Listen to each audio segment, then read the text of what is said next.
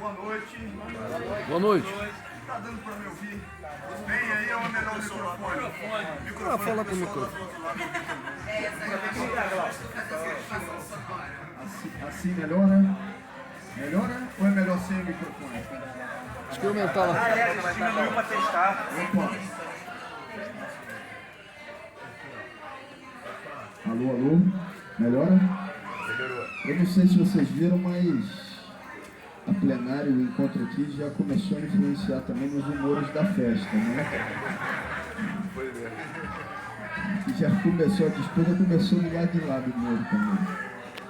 Queria dizer que eu estou muito feliz de estar aqui junto com vocês, agradecer ao meu amigo, companheiro Rafael, pelo contato, pela articulação, pela luta permanente que tem tocado.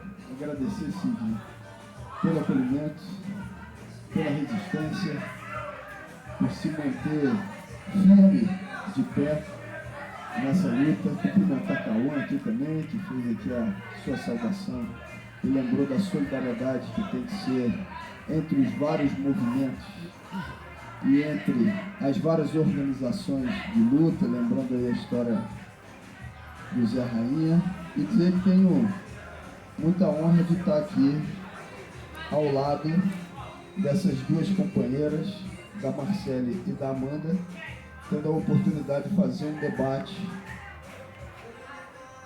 que é da mais alta importância, e debate esse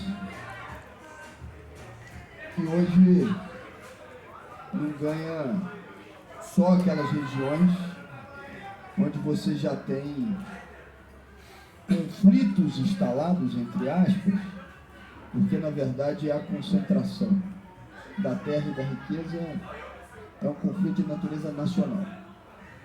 E no Rio de Janeiro a gente sempre teve aquela falsa noção de que as propriedades estão concentradas principalmente nas pequenas, então aqui a gente teria ausência de conflitos. Não é fato, né? Está o MST inclusive aí para mostrar nas lutas que tem feito por várias regiões do estado do Rio.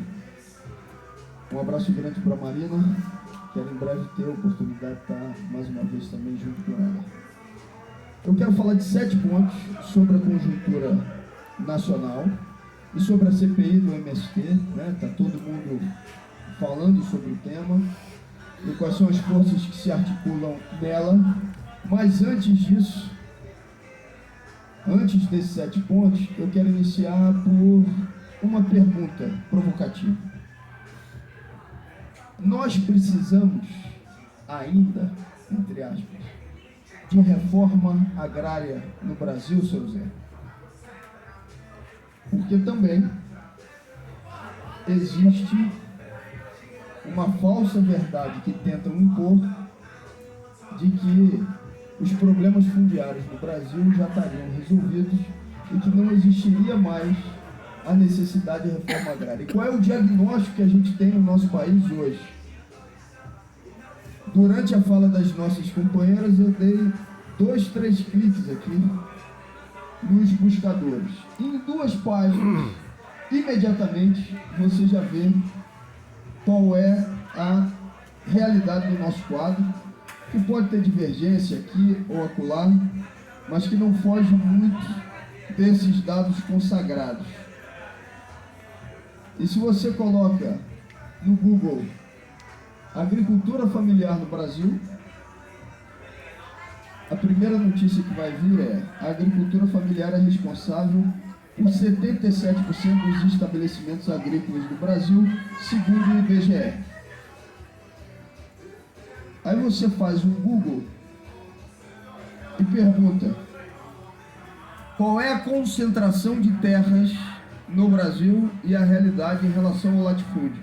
E aí a primeira notícia que vai vir, uma das primeiras é: segundo dados do IBGE, aproximadamente 1% dos estabelecimentos rurais detém aproximadamente 47,5% das terras usadas para a produção agropecuária do país. Está aí o diagnóstico. A maioria absoluta, contadas em unidades dos estabelecimentos, é agricultura familiar. Quem bota comida na mesa das pessoas? Agricultura familiar. Mas em proporção Onde é que está a concentração da terra? Em 1%. Concentração essa que está ligada prioritariamente ao latifúndio e ao chamado agronegócio, que tem um poder político e uma capacidade de influência que, do ponto de vista institucional, se a gente trabalhar nos limites da institucionalidade burguesa, é muito maior do que a da agricultura familiar. A Amanda citou aqui a bancada, né, do latifúndio, que eles chamam da Frente Nacional da Agricultura ou a bancada do agronegócio, que no final das contas, do ponto de vista parlamentar, é a bancada do latifúndio.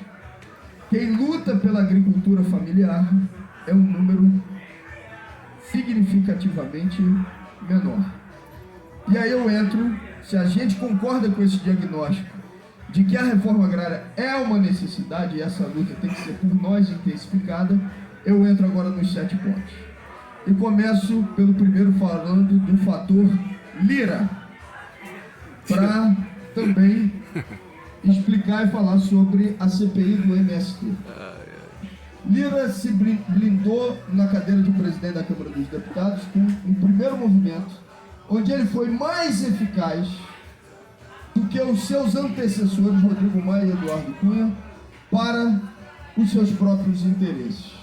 E, evidentemente, quando eu falo eficaz, eu não estou fazendo um elogio a ele, é o contrário disso, né? Porque é eficaz para o que há de pior, de mais reacionário na política brasileira. Mas ele consegue, de imediato, para se blindar, porque a ficha corrida dele, do ponto de vista político e negativo, era muito grande, atender aos interesses de parcela do mercado, mais especificamente do rentismo dos bancos. Quando vota autonomia ou independência do Banco Central, bota para andar a entrega da água com aquilo que eles insistem em chamar de marco do saneamento, toca a privatização dos Correios na Câmara dos Deputados, faz o chamado marco do gás, que na verdade foi a ampliação do setor privado, numa nova fase de espoliação dos recursos naturais brasileiros, e por aí vai. Depois que o Lira dá essa primeira atendida aos interesses mais imediatos do mercado financeiro, que garante a ele a capacidade de blindagem. E por que eu falo de blindagem? Porque os grandes veículos de comunicação, quando não querem que alguém fique sentado na presidência da Câmara dos Deputados, eles porram, batem, dia e noite. Isso não aconteceu com Arthur Lira. E não faltavam motivos para que acontecesse. Com tudo que ele já fez no passado, não teve um fantásticozinho daquele robusto para evitar que ele viesse a ser presidente. Por quê? Porque ele indicou antes que iria dar atendimento, entre aspas, eficaz a esse interesse. Passada essa primeira etapa, ele já pensa na sua sucessão e na manutenção do seu projeto de poder. E ele começa a fazer o atendimento prioritário a setores reacionários da Câmara dos Deputados, fundamentalismos diversos, e entre os quais se enquadra os interesses do latifúndio. A proposta do PL 490 vem nesse gosto, que é trazer para o Congresso Nacional a prerrogativa de demarcação das terras indígenas.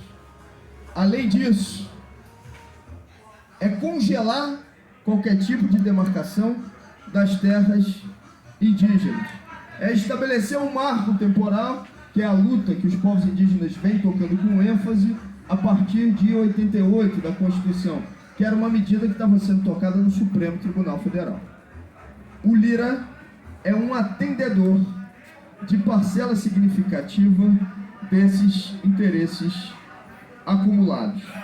Mas tem um segundo interesse que está bastante oculto e que é fundamental que a gente discuta, que tem a ver muito com o que está acontecendo em São Paulo, e por onde eu ando o pessoal tem falado, manda um abraço para a Sânia, pelo trabalho que está fazendo lá na CPI, pelos enfrentamentos que tem tocado por lá, E antes, evidentemente, de vir aqui conversar com vocês, no carro eu liguei. Estou indo para fazer um bate-papo sobre o MST, que temas que você acha que são fundamentais serem tocados nessa reunião daquilo que está se acumulando na CPI. E um dos que ela deu destaque foi exatamente da política das chamadas terras devolutas, que são terras públicas, teoricamente sem donos privados, que são herança das Seis Marias, mas que foram objeto de grilagem e de apropriação por uma parcela significativa do setor privado. E que agora alguns governadores plenamente aliados com o bolsonarismo, como por exemplo o governador de São Paulo, Tarcísio, procura passar por cima daquilo que determina a Constituição, constituindo uma legislação própria de entrega dessas terras para o setor privado, ligado prioritariamente ao latifúndio e ao agronegócio. Então, desmoralizar o MST é fundamental porque facilita o processo de retirada do movimento de assentamentos e, mais do que isso, evita novos assentamentos também relacionados às chamadas terras devolutas. Para que você evite uma luta, você tem que necessariamente desmoralizar aqueles que são os movimentos da luta. Agora, eu acho, sinceramente, que essa movimentação deles vai sair pela culatra. Ou seja, vai ser um tiro no pé. Porque eles imaginavam que iam para a ofensiva, obrigado, e é o contrário que está acontecendo. Vários parlamentares do movimento estão indo para cima deles. Estão desmoralizando, sim, aquilo que é a representação do latifúndio no Brasil e as suas respectivas relações. Eu, por exemplo, não sabia que quando Chico Mendes foi assassinado, aquela que era a unidade dos ruralistas no Brasil, a UDR, que teve participação direta na execução de Chico Mendes, era presidida pelo Ronaldo Caiado, que é o atual governador de Goiás. Eu fiquei sabendo a partir de uma intervenção da Sâmia na CPI. E muita gente está passando a ter um conjunto de informações das relações dessa turma a partir daquilo que eles imaginavam que era uma movimentação de só deixar o movimento nas cordas e criminalizá-lo. Eles esperavam que a gente fosse só ter uma ação passiva ou defensiva e não de ataque. E eu acho que a tática que está sendo utilizada de partir para o ataque, mesmo sendo uma tática difícil, que requer todos os cuidados, que eu acho que todo mundo aqui compreende, sabe quais são, porque é gente muito ruim do outro lado, mas é a tática correta de enfrentamento que precisa ser utilizada nesse momento. CPI do MST é um ataque ao MST, mas é um ataque ao conjunto dos movimentos sociais. Ter essa compreensão eu acho que é fundamental e trago como quarto ponto. Quem está hoje fazendo parte, a correlação de forças que tem lá é completamente desigual do ponto de vista parlamentar para o nosso lado. Então hoje você criminaliza o MST. Se essa ação é bem sucedida, você criminaliza o MTST. Você criminaliza o MNLB. Você criminaliza o conjunto de organizações que estão ativas, o MLB, para a luta. Então, ter essa solidariedade entre os movimentos e as organizações, na nossa avaliação, é fundamental porque ela parte de uma compreensão mais ampla do que está em jogo, que é uma tentativa de criminalização dos movimentos de luta. Um quinto ponto que eu queria abordar aqui com vocês. Na Câmara, o latifúndio e o agronegócio têm uma representação forte.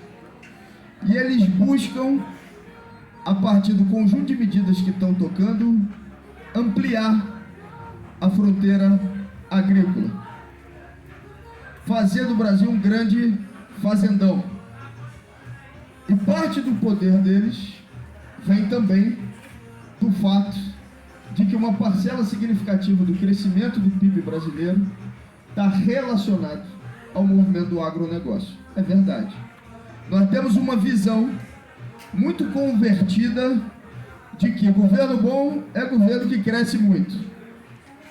Com um crescimento que está muito acoplado na realidade brasileira hoje, a exportação de commodities ao agronegócio, essa turma ganha ainda mais poder. Por isso, na nossa avaliação, é fundamental a discussão de crescer para quê? Para garantir a ampliação de direitos para quem?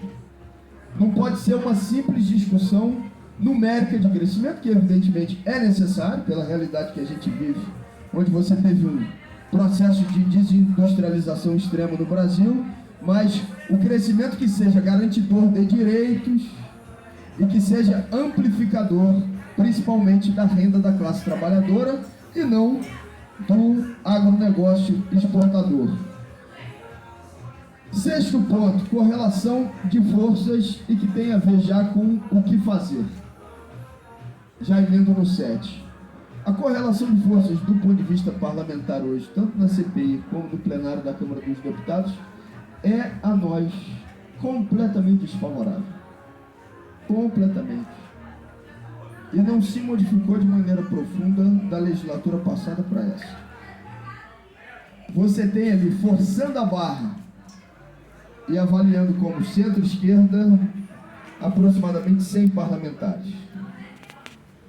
Você tem da extrema-direita aproximadamente 100 parlamentares.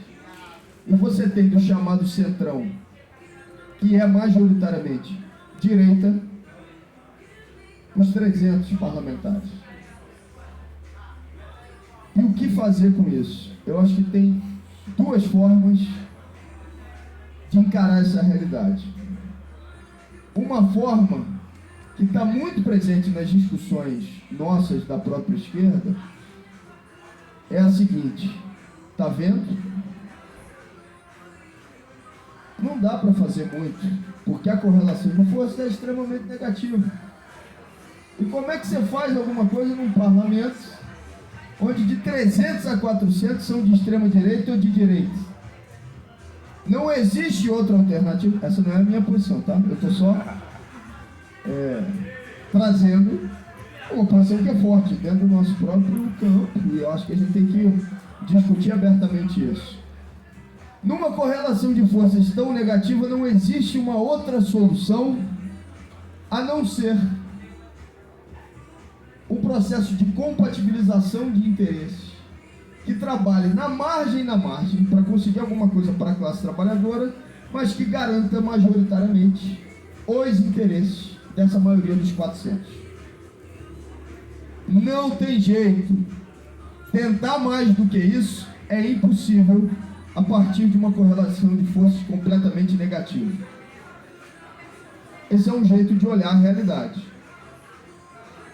E que tem muita força no nosso campo. Estou falando mentira?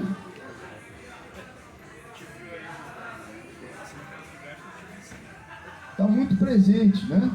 Eu ontem fui dar uma entrevista para a TV Fórum e antes de mim, eu não sabia que ele ia estar, estava o Berzoini. E nós, respeitosamente, apresentamos a divergência. O Berzoini basicamente dizia antes da minha entrada o seguinte: presidente Lula não pode se meter em assuntos polêmicos. Tem que trabalhar prioritariamente aqueles assuntos que garantem estabilidade política para o desenvolvimento econômico, que é o que pode dar garantia à maioria parlamentar com força para as medidas que precisam ser adotadas. E aí, o Azenha e a Yara, já para fazer ali a fricção: Globo, você concorda com o Berzoini? E eu disse: não concordo. E por que não concordo? Porque essa pseudo-paz que se cria de uma maioria de 300, 400 votos angariados e articulados por Lira, elas só existem quando as votações casam diretamente com os interesses representados por eles. No caso do arcabouço fiscal, por exemplo, o governo não precisava nem fazer força, porque quem garantia os 300, 400 votos era o Lira, porque a agenda que estava sendo colocada em discussão casava prioritariamente com os interesses que são defendidos pelo Lira. Agora, quando o Lula foi lá e mandou bala num decreto para dar fôlego às estatais de saneamento contra a privatização, uma medida corretíssima, o que Lira fez? Botou para votar um projeto de lei sustando o decreto de Lula. Qualquer medida que é de garantia de direito para a classe trabalhadora, aquela maioria faz um movimento contrário e de boicote. Eu citei uma, mas poderia citar aqui várias outras medidas. E por isso eu não concordo com a posição defendida pelo Berzoini. Porque se eu concordar com a posição dele, nós vamos abandonar o MST na CPI. Por quê? Porque nós não vamos ter maioria dentro da CPI para garantir um relatório que não seja criminalizador do MST. A maioria que vai se estabelecer na CPI no plenário vai ser para criminalizar o MST. E o que desequilibra então esse jogo ao nosso favor? É uma mobilização que vá para além dos espaços institucionais. O que fez o MST em São Paulo, uma feira daquela magnitude, aquilo dá peso, aquilo dá força, aquilo dá energia, aquilo traz mais gente que não conhecia o movimento para conhecer e para defender. O que a gente está fazendo aqui hoje, o que a gente está fazendo nas praças, com adesivo no peito, fazendo a defesa do MST, que várias ações e iniciativas como essa se espalhem por todo o Brasil. Essa base mobilizada é que pode frear as tentativas do senhor Ricardo Salles e companhia de criminalizar, enquadrar e eliminar fisicamente aqueles que lutam. Por isso que eu não posso concordar que a gente tem que se ater ao que a base parlamentar de direita nos permite fazer, porque isso é abrir mão de lutar, é abrir mão de desequilibrar o jogo ao nosso favor numa ocupação permanente das ruas. E eu termino dizendo que acho que essa possibilidade nem é opção no momento em que a gente tem uma extrema direita que de uma hora para outra pode voltar a chamar motociata. E nós não podemos correr atrás da motociata. O nosso processo de organização e mobilização tem que ser permanente e anterior ao esquenta da mobilização do lado de lá. E aí, a defesa do MST não é um capricho. Primeiro, é uma honra de um movimento que se viabilizou e se notabilizou pela defesa da justiça. Segundo, é uma necessidade política e total acordo com o Stedley nas declarações que tem dado. Total acordo. É uma necessidade política porque é um movimento que demonstra que essa disputa precisa ser feita a quente e que não pode ser terceirizada aos gabinetes de Brasília, por mais engajados que sejam os deputados que lá estiverem. Viva o MST. Obrigado. Viva o MST.